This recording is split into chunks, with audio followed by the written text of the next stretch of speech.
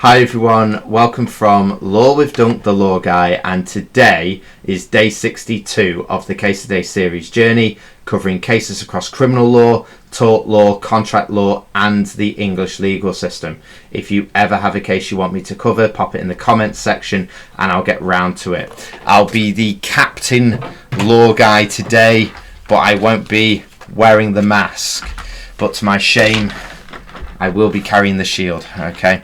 So please be aware that the case recordings are available on TikTok, YouTube, Instagram, Facebook, Twitter, and on Spotify too. Simply search Law with Dunk the Law Guy or at Dunk the Law Guy. And to law teachers and students who may prefer an electronic copy instead to read from, so far, I've uploaded both PDF and Word document versions of Actus Reus, Causation and Mens Rea handouts to my shop on test.com, which I hope will help you should you want these. The shop is called The Law Guy _ Law Library Shop. These resources are also available on Kindle.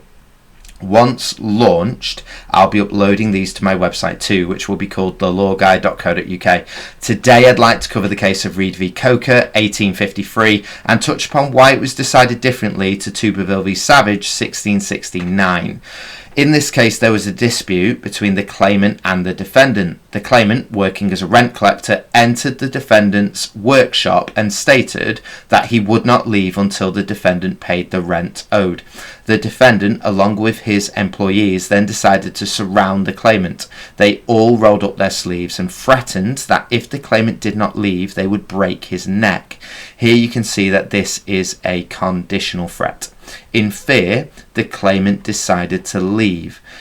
At a later point, the claimant was eventually arrested by the police due to the defendant discovering that the claimant had returned to the workshop and seized some of the defendant's items. The claimant then went on to issue a claim against the defendant on the grounds of an assault taking place, and the claimant was falsely imprisoned. The defendant produced a legal counter-argument arguing that his words could not amount to an assault due to the conditional nature of his threat towards the claimant. The defendant argued that the threat upon the claimant could be avoided if the claimant complied with the defendant's demands and left. The issue for the court was to consider whether the threat to break the claimant's neck unless he left was an assault. The Court of Common Pleas, which was an old division of the High Court, dissolved via the passing of an order in council on the 16th of December 1880, decided the defendant's threat here was an assault upon the claimant.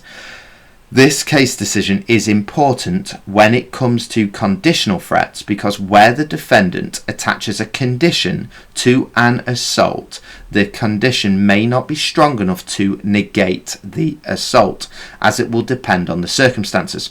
Here you can now clearly see how this case was decided differently to the Day 58 recording case of Tuberville v. Savage, 1669.